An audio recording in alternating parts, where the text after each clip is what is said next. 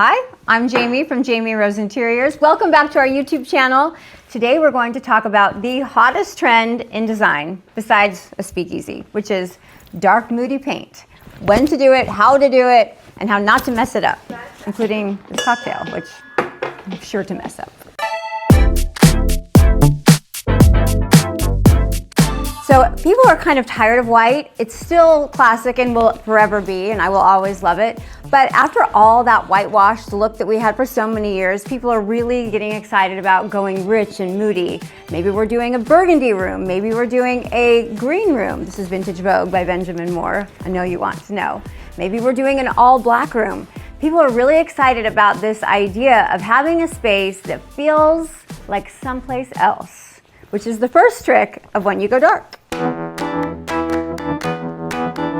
So probably the whole inside of your house isn't black, unless it's my project that was called No Such Thing as Too Much Black, and then it is.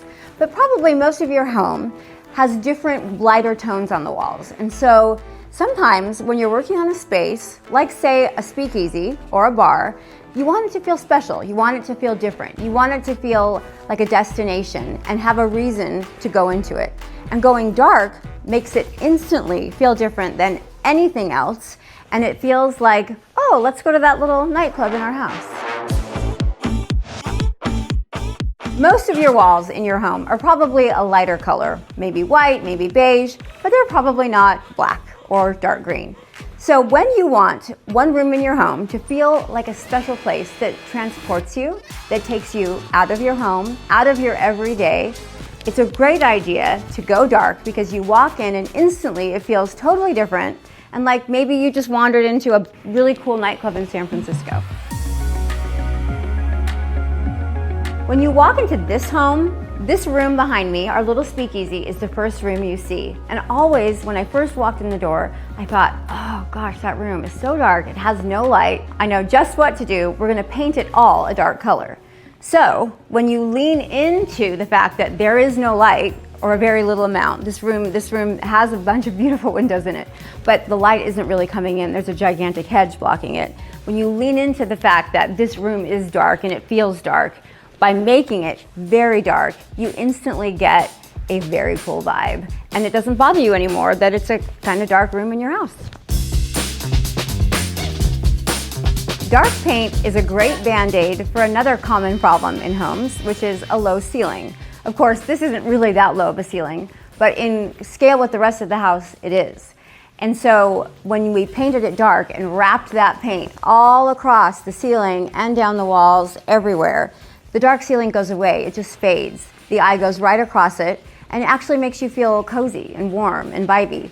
And that's another great thing about a dark room that I love, is when you want a space that's going to hug you and hold you safe and close.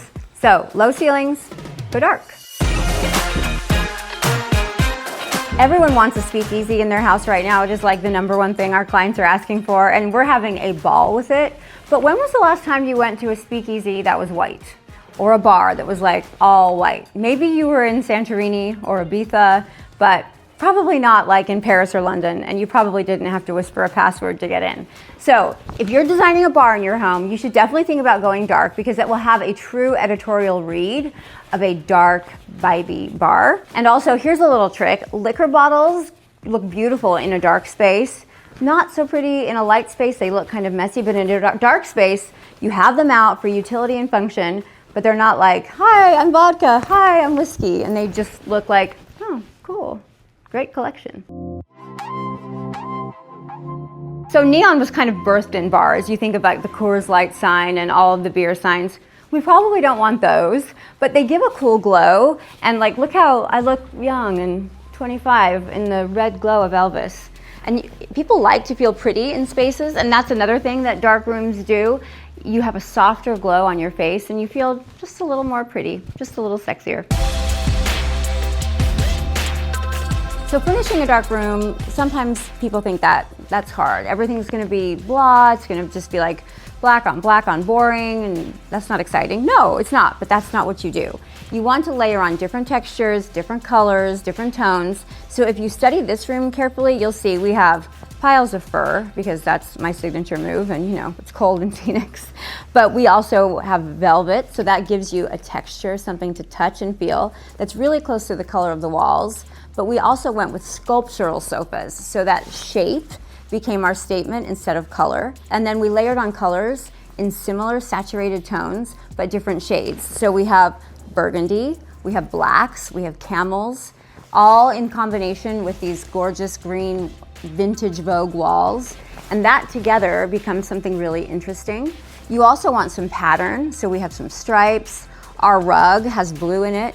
Everything that kind of had that same really saturated tonality, we just stacked those up and added textures, linens, velvets, furs, steel. We have stone in the marble fireplace and the silk drapes. Good combo. When you're furnishing your space, be careful with your lighter tones, because anything that you put in this room that's bright light is going to be the instant leading actress of the space. So it either needs to earn it by being a very special piece that you want to highlight, or it needs to be in concert with everything else. I have done dark rooms where we had a really, really saturated, rich envelope, and then all the furniture was white, and that is smashing success. But we did it on purpose. Potential pitfalls of dark paint. There are a few. You have to be careful. The first thing is you absolutely have to test your paint color on the wall in the space, because you're looking at the chips in a light, bright room, and then that doesn't always translate. Especially if you're standing in the physical room, probably it's not already dark. You don't know what that's going to look like. And there is a way to test paint, and it's not what you're seeing on Pinterest. So you actually want to paint in a corner. I like to tell a painter I want a 12-foot square meeting up on each side of a corner, because then the paint reflects each other and you get the true color value. And that's how you do it. And you need to do it on a few places and look at it at a few times a day. It took us a few times to get this color right. So it's just paint. It's an affordable, easy thing to do. But one last trick, let me just arm you with this. On the walls, you want to go with a flat or an eggshell finish. You don't want something shiny unless you have found and hired the most fabulous painter in the history of time. Because what shiny paint does is it picks up every flaw and every detail. And like on this bar, we have a shiny paint, but that was by design. We wanted to highlight the molding. But on the walls and the ceiling, where we're painting drywall that kind of has bumps and grooves, you want a much more matte finish to help hide the things that you don't want to see. So those are my tips and tricks for going dark in a space. Thanks for coming to our YouTube channel. I'm Jaimee from Jaimee Rose Interiors.